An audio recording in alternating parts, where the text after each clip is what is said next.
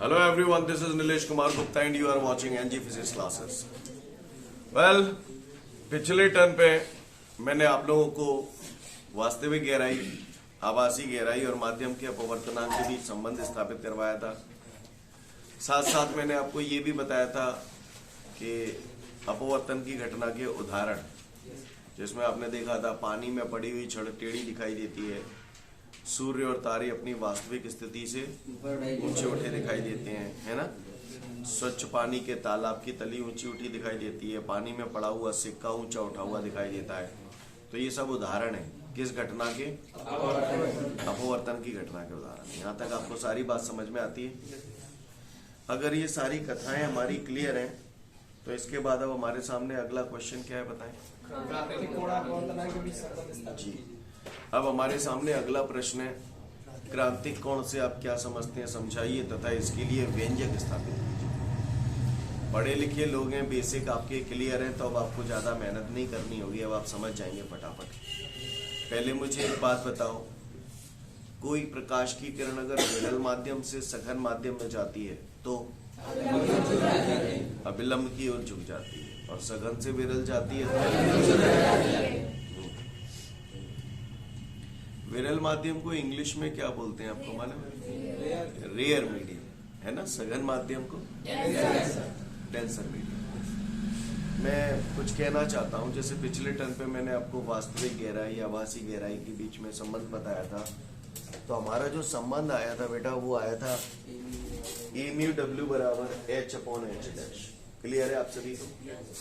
ए mu W बराबर H upon H dash. तो सब जगह जरूरी है माध्यम हवा और पानी हो। बोलो भैया, है कोई जरूरी तो नहीं, कोई और भी हो सकता है।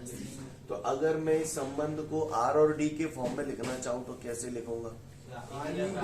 Are mu D.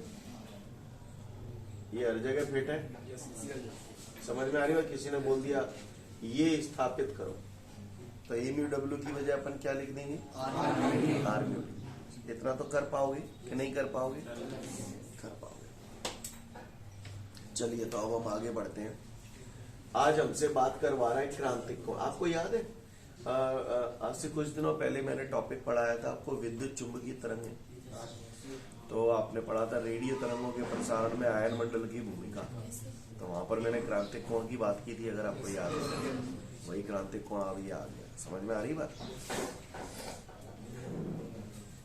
मुझसे पूछा जा रहा है क्रांतिक कोण होता है क्या? कोई पूछे सेंचुरी क्या होती है?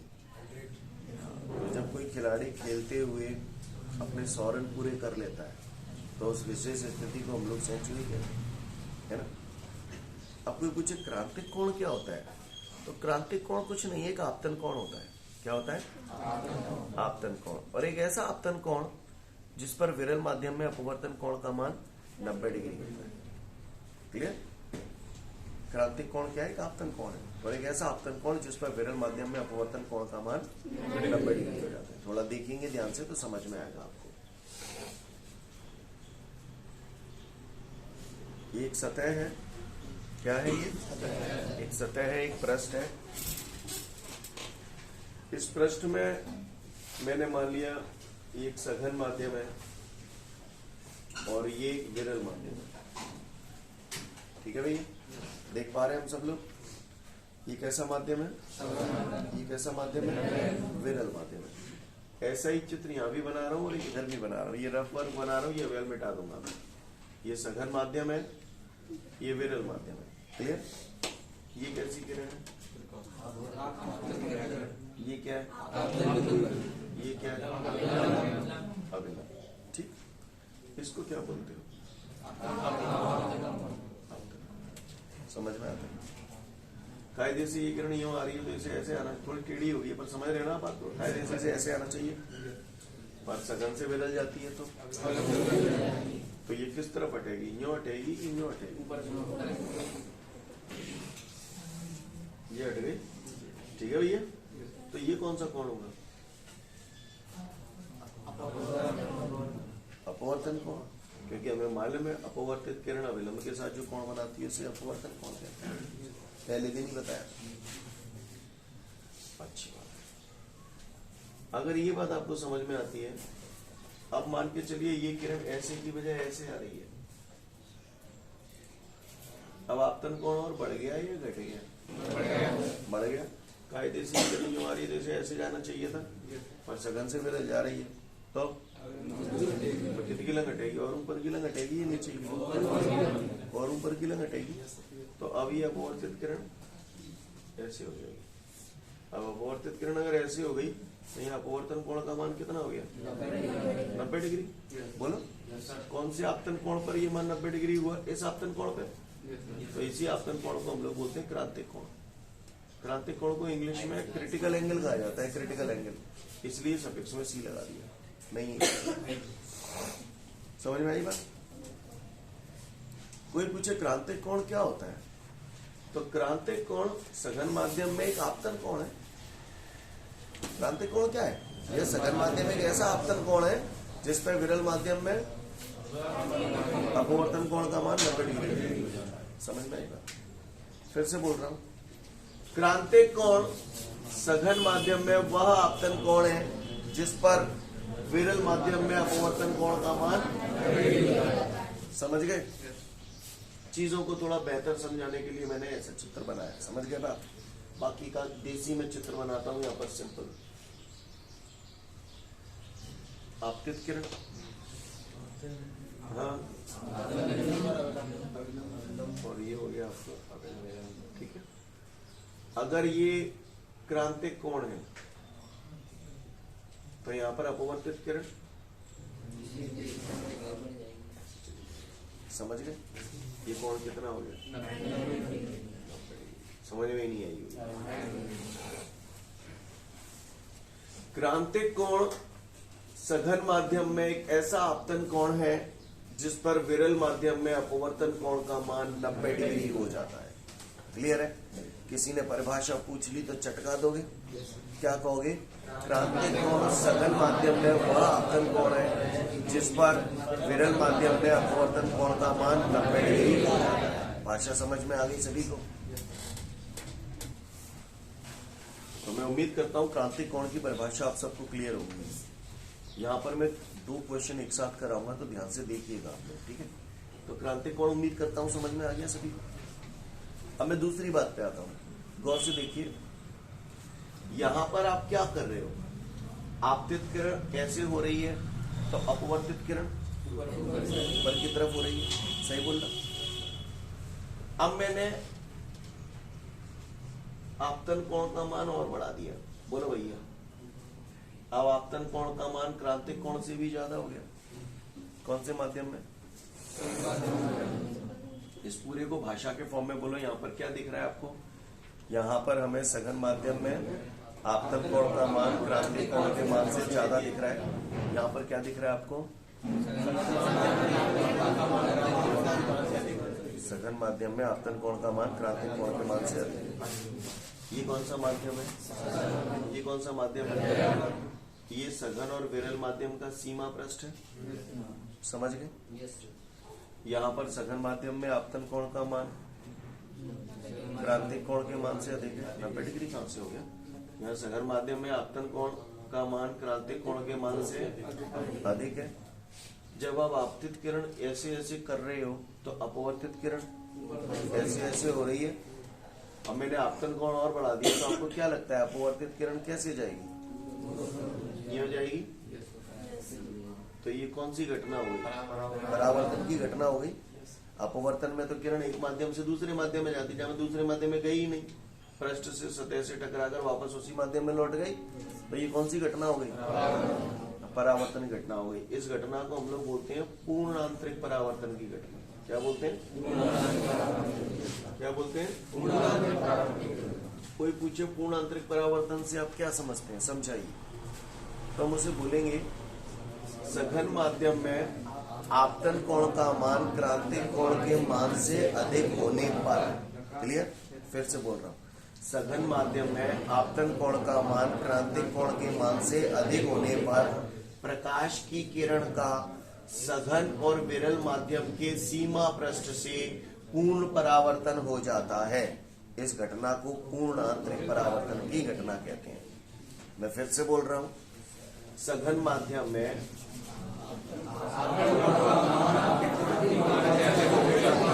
सघन माध्यम में आपतन कोण का मान क्रांतिक कोण के मान से अधिक होने पर प्रकाश की किरण का सघन और विरल माध्यम के सीमा पृष्ठ से पूर्ण परावर्तन हो जाता है। इस घटना को पूर्ण आंतरिक परावर्तन की घटना कहते हैं। क्लियर?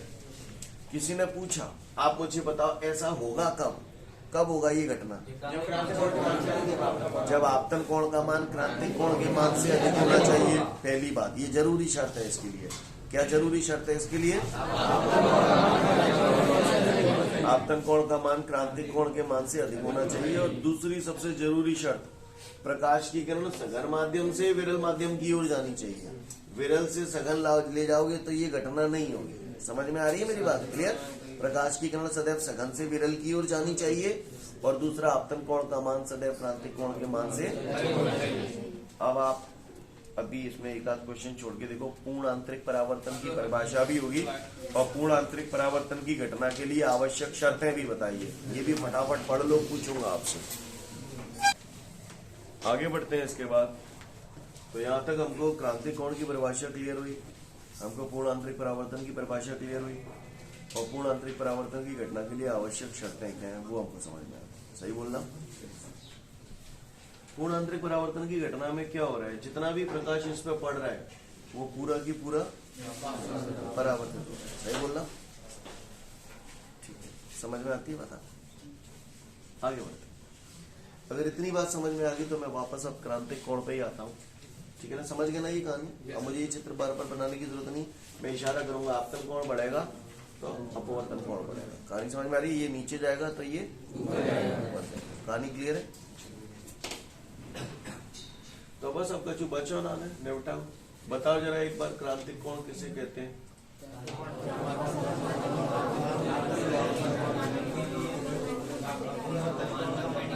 समझ लो। क्रांतिक कोण सघन माध्यम में वह आपतन कोण है जिस पर विरल माध्यम में अपवर्तन कोण का मान 90 डिग्री। कौन सी घटना हो रही है? ये पूर्णांतरिक परावर्तन की कहा है? पूर्णांतरिक परावर्तन की घटना थोड़ी है, अपवर्तन की घटना है। अपवर्तन की घटना में तो कौन सा नियम लगेगा? क्या नियम है स्नेल का? 1μ2 बराबर साइन आई अपॉन साइन आई। 1μ2 तो तब लिखते थे जब पहला माध्यम 1 होता था, दूसरा 2 होता था। जा मैं क्या लिखूं?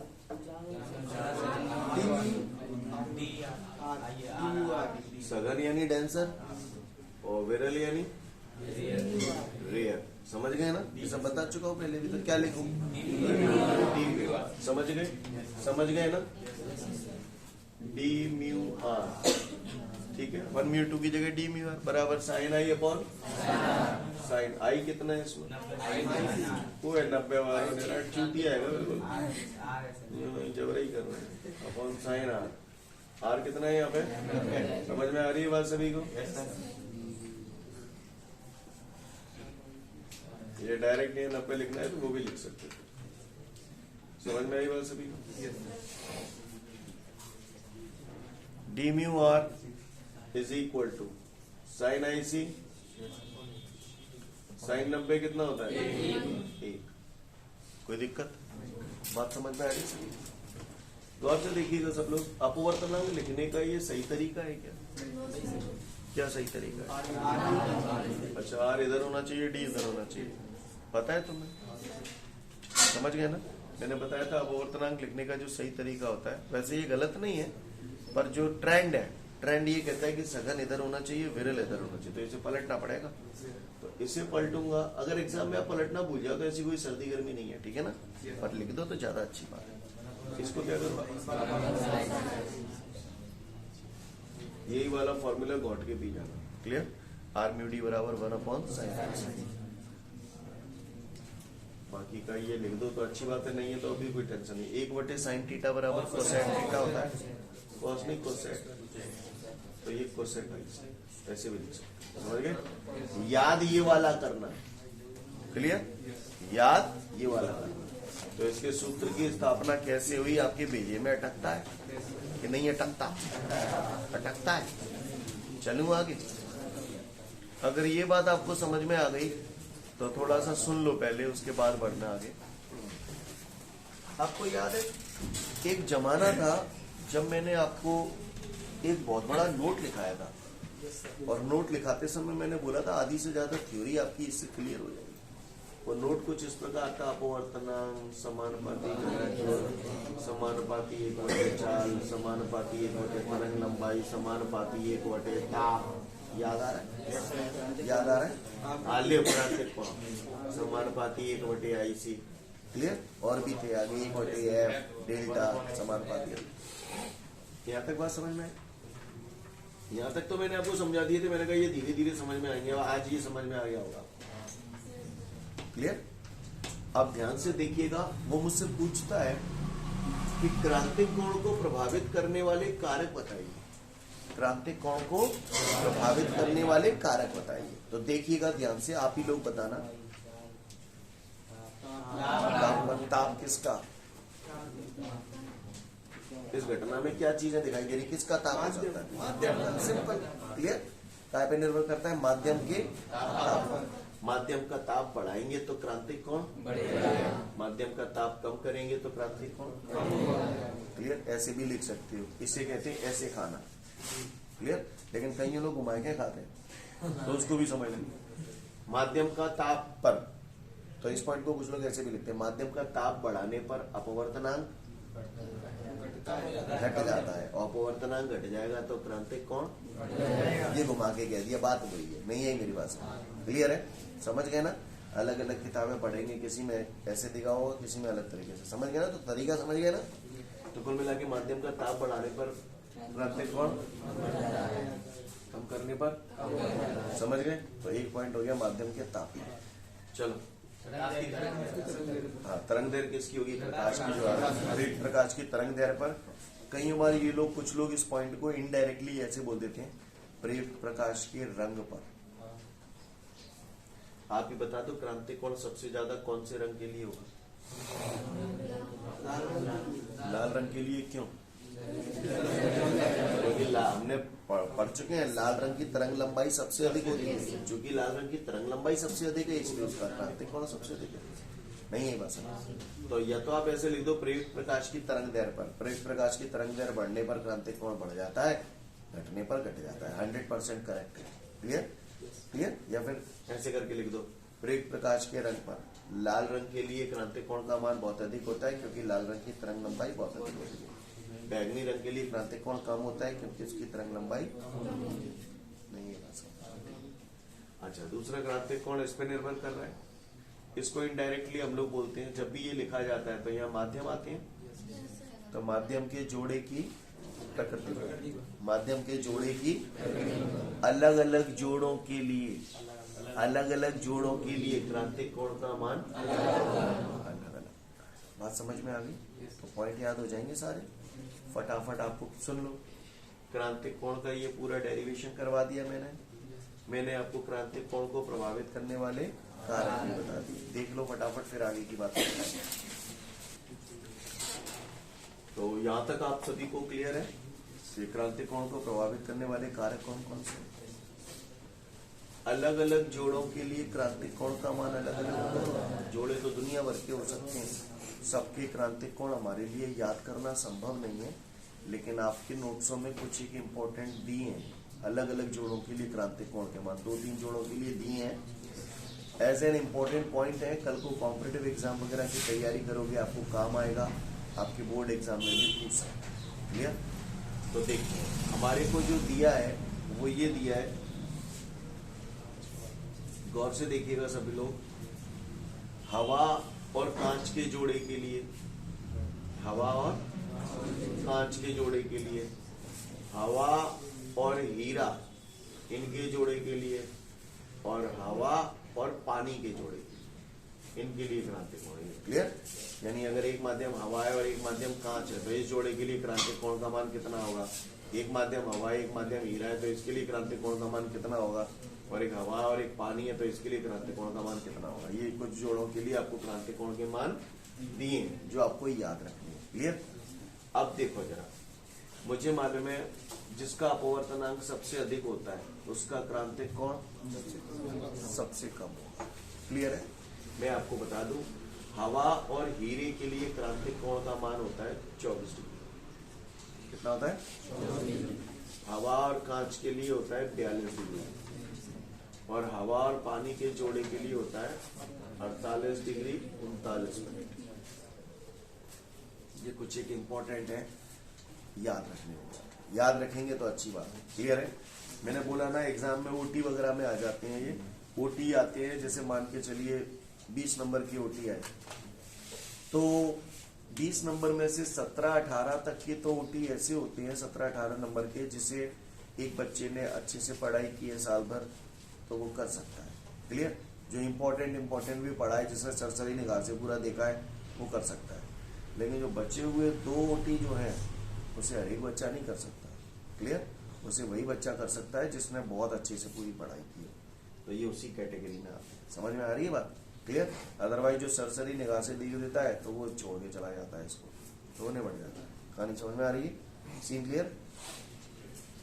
मैंने एक जुगाड़ बनाई है इसको याद करने की, अगर आपको हो जाए तो ठीक है, जैसा ठीक लगे वैसा करो। आपको वैसे तो मैं पानी के अपवर्तनांक को याद नहीं होंगे, हवा, पानी और कांच का अपवर्तनांक बताया था।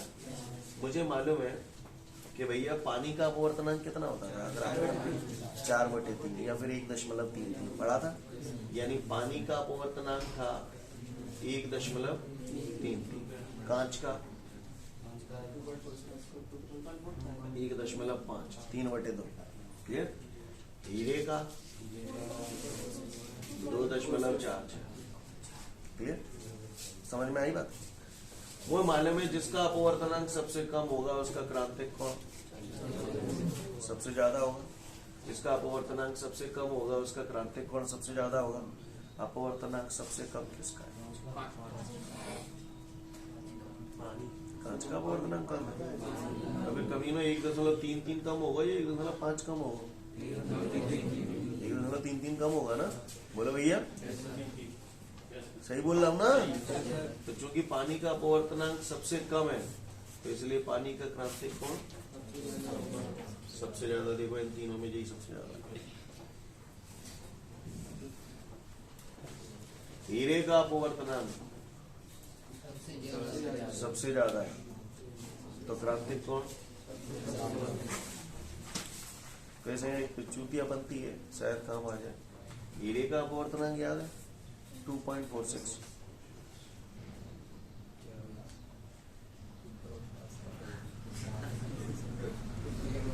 है ना? और हीरा कांच का ही एक अप्रूव टाइप का मान है। पलट दो, नहीं यही बात समझ, बचो बचो पानी को ही हो। समझ गए आप लोग मेरी बात को? तो कुछ जोड़ों के लिए क्रांतिक कोण के मान दिए गए, याद करने पड़ेंगे। अब आपको आपका क्या तरीका है वैसे आप याद करो। क्लियर है? तो देख लो फटाफट नोट, फिर आगे बढ़ूंगा। तो उम्मीद करता हूं यहाँ तक आपको सारी बातें क्लियर हैं। अब हम आगे बढ़ते हैं। अगला प्रश्न हम लोग के सामने जो है वो है पूर्ण आंतरिक परावर्तन की घटना के उदाहरण बताओ। क्या बताऊं बच्चों? पूर्ण आंतरिक परावर्तन की घटना के क्या बताऊं? उदाहरण बताऊं। किसके बताऊं? अच्छा, पूर्ण आंतरिक परावर्तन की घटना के उदाहरण। सुने भैया, पूर्ण आंतरिक परावर्तन की घटना के उदाहरण। पूर्ण आंतरिक परावर्तन समझ में आया? देखो भैया, मैं आपको एक बात 11th पढ़ी होगी आपने। 11th जब पढ़ी होगी आपने तो आपको ये बताया गया होगा, आपके सर ने आपको बताया होगा, जैसे ये कोई सतह है, जैसे ये सतह बनाई है, मैंने भी दोबारा सतह बनाई है। जब इसमें प्रकाश डाला जाता है, जब इसमें प्रकाश डाला जाता है तो 3 बातें होती हैं। क्या? कुछ तो परावर्तित हो गया, कुछ हिस्सा अवशोषित हो जाता है। क्लियर? अवशोषित हो जाता है। ये परावर्तन क्षमता हुई इसकी, ये अवशोषण क्षमता हो गई, और कुछ पार हो जाता है जिसे आप अपवर्तन की घटना कहते हो। समझ में आ रही बात? पारगमित हो जाता है। क्लियर है? जब हमें परावर्तन पढ़ाना होता है तो हम केवल इसकी बात करते हैं, इसकी बात करते हैं, इनकी बात नहीं करते। जब हमें अपवर्तन पढ़ना होता है तो हम इसकी बात करते हैं और इसकी बात करते हैं, इसकी कोई बात नहीं करते। पर ये होती सब साथ साथ है। समझ में आ रही है मेरी बात? क्योंकि हमको जो चीज समझानी होती है हम उसी पे फोकस करते हैं, बाकी की सारी चीजों को साइड से हटा देते हैं। कहानी समझ में आ रही है? अभी अभी वर्ड पढ़ा था अपने, पूर्ण आंतरिक परावर्तन। जब यहाँ पर प्रकाश डाला जा रहा है, आपतन कोण का मान क्रांतिक कोण के मान से अधिक है तो अपवर्तित किरण ऐसे जा रही है। अगर मैं आपतन कोण का मान क्रांतिक कोण के मान से भी अधिक कर दूं, अब क्या होगा? ऐसे हो जाएगा। इसको बोल रहे हो आप परावर्तन भी नहीं बोल रहे हो पूर्ण परावर्तन हो जाता है। पूर्ण परावर्तन मतलब जितने लाइट गिर रही है पूरी की पूरी परावर्तित हो रही है, पूरी की पूरी, न जामे अवशोषित है रही है, न जामे पार रही है। समझ में आ रही है? आ रही है, ठीक है। यानी जितना भी प्रकाश इस पर गिर रहा है ये पूर्ण रूप से परावर्तित हो जाता है। इस घटना को पूर्ण आंतरिक परावर्तन की घटना कहते हैं। जो बोला समझ में आया?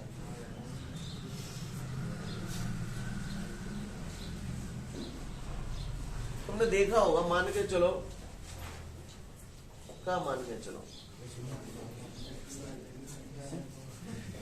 पूर्ण परावर्तन समझ में आ गया। यानी आपको इतना तो आपके भेजे में चला गया है कि पूरा के पूरा प्रकाश परावर्तित हो जाता है। क्लियर है? अच्छी बात। मान के चलिए को करुआ है। क्लियर? अब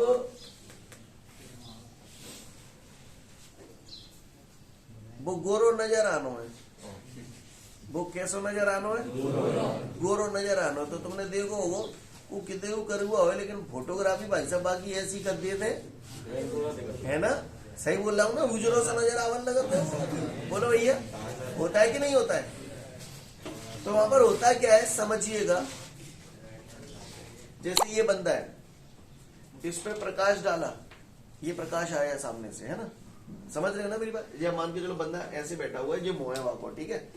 यहां से प्रकाश डाला, अब कुछ तो अवशोषित हो जाता है, कुछ परावर्तित हो जाता है। लेकिन अगर पूरो की पूरो प्रकाश जाते परावर्तित हो जाए तो जानते जो देख रहे हो पूछी जाए कैसो नजर आवे को? गोरो, चमकीलो सो। समझ गए? कोई भी चीज अगर चमकीली नजर आए और पूछे काय का उदाहरण है, पूर्ण आंतरिक परावर्तन की। समझ गए? कोई भी चीज अगर चमकती हुई नजर आए तो आंख बंद करके बोल देना पूर्ण आंतरिक परावर्तन की घटना का उदाहरण है। क्यों चमक रही है? समझ में आ रही है बात? क्योंकि जितना भी प्रकाश पड़ रहा है वो पूरा की पूरा परावर्तित हो रहा है। नहीं यही बात? कांच होता है, कांच, कांच में जब दरार आ जाती है, चटक जाता है, तो वो दरार कितनी चमकती हुई सी महसूस होती है। तो कांच में पड़ी दरार का चमकना उदाहरण है काय का? परावर्तन की घटना। क्लियर? रेगिस्तान में मरीचिका, ठंडे देशों में मरीचिका, ये सब उदाहरण है पूर्ण आंतरिक परावर्तन की घटना की। रेगिस्तान में मरीचिका क्या होती है? रेगिस्तान में जो यात्री यात्रा कर रहा होता है उसे दूर ऐसा लगता है कि वहां पर पानी का कोई तालाब है, भ्रम होता है। मरीचिका, मरीचिका वर्ड कहां से आया मालूम है? नहीं मालूम? रावण का मामा कौन था? मारीच। और मारीच का काम क्या था? रामायण में उन्होंने सीता जी को भ्रमित किया था हिरण बन के, है ना? तो मरीचिका का मतलब भ्रम होता है। समझ में आ रही बात? रेगिस्तान में कोई यात्री यात्रा कर रहा होता है और उसे दूर जलाशय होने का या तालाब होने का भ्रम होता है, तो इसे हम लोग बोलते हैं रेगिस्तान में मरीचिका। ये भ्रम क्यों होता है अभी हम लोग देखेंगे। क्लियर? इसी तरीके से ठंडे देशों में भी मरीचिका होती है। ठंडे देशों में मरीचिका का मतलब ये है कि जो ठंडे प्रदेश होते हैं तो वहां पर जैसे समुद्री कोई जहाज है तो उसका प्रतिबिंब हमें आसमान में दिखाई देता है। अजीब सा लग रहा है ना? इसे हम लोग ठंडे देशों में मरीचिका कहते हैं। क्योंकि एक्चुअली क्या होता है, अजीब लग रहा है क्योंकि जब तक देखा नहीं तब तक अजीब लग रहा है, देख लोगे तो अजीब नहीं लगेगा। ये मरीचिका, जैसे अपने यहाँ जो मरीचिका होती है, तो आपने कई बार देखा होगा हाईवे पे आप गाड़ी चला रहे हो, भयंकर गर्मी पड़ रही है, तो आगे ऐसा लगता है सड़क गीली है, पानी डरो वहां पे। वहां जब पहुंचे तो पानी उड़ जाता है, पानी होता ही नहीं, वो केवल एक भ्रम होता है। सही बोल रहा हूँ ना? क्लियर? वो केवल क्या होता है? भ्रम होता है। तो वो क्या है? एक मरीचिका का ही उदाहरण है। अब अगर तुमने कहूँ देखो नहीं हो तो मैं तुमसे यूँ कहूँ कि भैया तू हाईवे पे गाड़ी चला तो यहाँ के पानी 110 है वो, तो क्या वो सवेरे ही बोरा गए होगा? सही बोल रहा हूँ ना, बोलो। तो मेरी बातें आपको समझ में आ रही हैं? पानी में अगर कोई खाली परख नली रख दी जाए तो वो भी चमकती सी नजर आती है। तो ये सब उदाहरण जो है वो काय के उदाहरण है? पूर्णात्मक परावर्तन की घटना के। ध्यान से सुनिए, पहले तो पढ़ लो आप, फिर आगे की बात करते हैं। तो हमारे सामने दो प्रश्न है। ठंडे देशों में मरीचिका से आप क्या समझते हो और रेगिस्तान में मरीचिका से आप क्या समझते हो? देखेंगे भैया, सबसे पहले हम लोग देखते हैं रेगिस्तान में मरीचिका। काय में मरीचिका? तो भैया लाला रे जित्या और रेगिस्तान, कौन सा तान? रेगिस्तान। तो सबसे पहले हम लोग देखेंगे रेगिस्तान में मरीचिका। ठीक है, रेगिस्तान में मरीचिका क्या होती है? तो रेगिस्तान में मरीचिका को सब लोग देखें, ये मैंने बना दिया रेगिस्तान। राइट, क्लियर है? समझ में आ रही है बात सभी को? रेगिस्तान में सपोज ये कोई पौधा लगा हुआ है, क्लियर? कैक्टस मान लो, मैंने बना दिया है, ठीक। और ये यहाँ पर है, क्लियर, ऊंट। कौन है? और ये ऊंट पे एक और ऊंट बैठो है। तो और से देखिएगा सब लोग, not the matter of laughing, ध्यान से सुनेंगे। गर्मी पड़ रही है भैरन, क्लियर? अब भयंकर गर्मी पड़ रही है तो रेत ठंडी पच जाएगी, गर्म है जाएगी, बिल्कुल खरखराएगा, बढ़िया है। रेत है जाएगी गर्म, तो रेत के ऊपर हवा की जो परतें हैं वो कैसी हो जाएंगी? गर्म चीज हल्की होती है या भारी होती है? हल्की होगी। तो गर्म हवा विरल माध्यम की तरह व्यवहार करेगी या सघन माध्यम की तरह?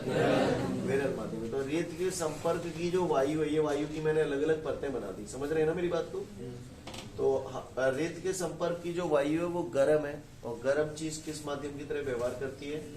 मैंने शॉर्ट में यहाँ लिख दिया विरल माध्यम की तरह, क्योंकि ये गर्म हवा है। इसकी तुलना में ऊपर की जो वायु होगी वो कैसी होगी? ठंडी वायु होगी। ठंडी वायु होगी तो वो किसकी तरह व्यवहार करेगी? सघन माध्यम की तरह व्यवहार करेगी। जो बोल रहा हूँ आपको समझ में आ रहा है? अब क्या हुआ, यहाँ से कोई प्रकाश की किरण आई, समझना मेरी बात को, यहाँ से कोई प्रकाश की किरण आई तो आपको क्या लग रहा है? ये सघन से विरल की ओर आ रही है, ये विरल से सघन की ओर आ रही है? अब एक आध किरण तो आ रही है, तो दुनिया भर की किरणें आ रही हैं। तो ये आपतित किरण हो गई, ये आपतन बिंदु हो गया, और ये अविलंब हो गया। कोई ना कोई किरण ऐसी जरूर होगी जिसके लिए आपतन कोण का मान क्रांतिक कोण के मान से अधिक होगा, और जब आपतन कोण का मान क्रांतिक कोण के मान से अधिक होगा तो क्या होगा? ये पूर्णांतरिक परावर्तन हो जाएगी सीधी। हाँ, आंखन में फूट ही जाएंगे। जैसे इसकी आंखों पे ये प्रकाश पड़ेगा तो उसे ये लगेगा कि ये प्रकाश की किरण कहीं ना कहीं पीछे से आ रही है, और उसे इस पौधे का प्रतिबिंब दिखाई देगा। पौधे का उल्टा प्रतिबिंब दिखाई देना, आला सर नहीं बोले वो, ये इसको लगेगा कि भैया यहाँ तालाब है तभी मैं पानी को उल्टा प्रतिबिंब दिखाई दे रहा हूँ। नहीं है, हाँ सॉरी, हाँ पानी का नहीं, सही बोल रहा है बच्चा। आपको मेरी भाषा समझ में आ रही? पक्का? तो देख लो फटाफट, फिर आगे बढ़ो। अब हम लोग देखते हैं ठंडे देशों में मरीचिका से क्या समझते। ठंडे देशों में मरीचिका देखिए,